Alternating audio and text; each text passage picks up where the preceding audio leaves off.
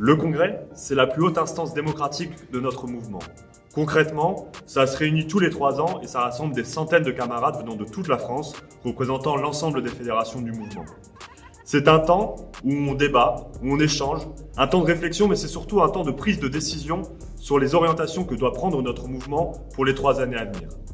Mais le Congrès, ça ne se résume pas qu'à un week-end. C'est tout un processus qui laisse sa place à chacune et chacun des camarades.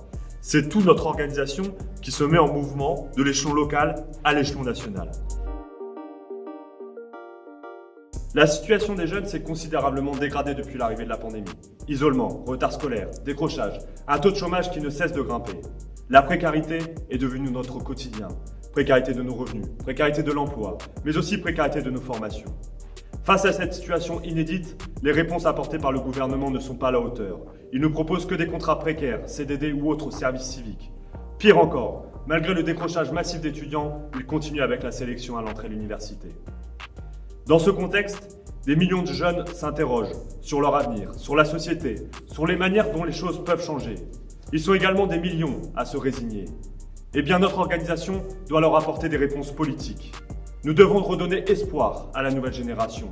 L'espoir que la politique permet de changer les choses. L'espoir que l'engagement politique permet de changer leur quotidien. Alors mes camarades, lors de ce 43e congrès, nous devons non seulement analyser la situation dans laquelle se trouve la jeunesse, mais nous devons surtout nous poser les bonnes questions. Quel projet révolutionnaire voulons-nous? Que voulons-nous faire du MJCF? Quel outil développer? Ce sont toutes ces questions qui devront nous animer tout au long du processus de ce congrès. Le processus de notre 43e congrès débute maintenant avec la phase de contribution. Chaque adhérente et adhérent du mouvement est invité à se rendre sur le site du congrès pour pouvoir y déposer des contributions sur tel ou tel sujet. Ces contributions, non seulement permettront d'alimenter les débats au sein de la commission du Conseil national chargée de rédiger le texte, mais plus généralement permettront de nourrir l'ensemble des débats du mouvement jusqu'au congrès. Cette phase sera ouverte jusqu'au mois de septembre. Ensuite, la commission du Conseil national devra rédiger le texte avant de le présenter au Conseil national d'octobre. Une fois le texte adopté par la direction nationale, nous l'enverrons alors à l'ensemble des fédérations et débutera les phases de conférences d'union de ville, des conférences de secteur et des conférences fédérales. Chaque adhérente et adhérent sera invité à amender le texte pour pouvoir l'enrichir.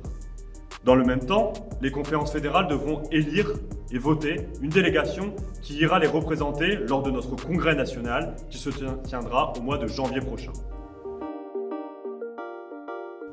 Notre direction nationale sera intégralement renouvelée lors de ce congrès. Le Conseil national du mois d'octobre élira une commission qui sera chargée d'étudier l'ensemble des candidatures et de proposer une nouvelle direction nationale lors du congrès qui sera élue par l'ensemble des délégués. Le dépôt des candidatures débutera au mois d'octobre et finira au mois de décembre. Alors mes camarades, c'est parti pour ce 43e congrès. Débattons, échangeons, prenons des décisions, mais surtout redonnons espoir aux nouvelles générations parce que l'avenir nous appartient.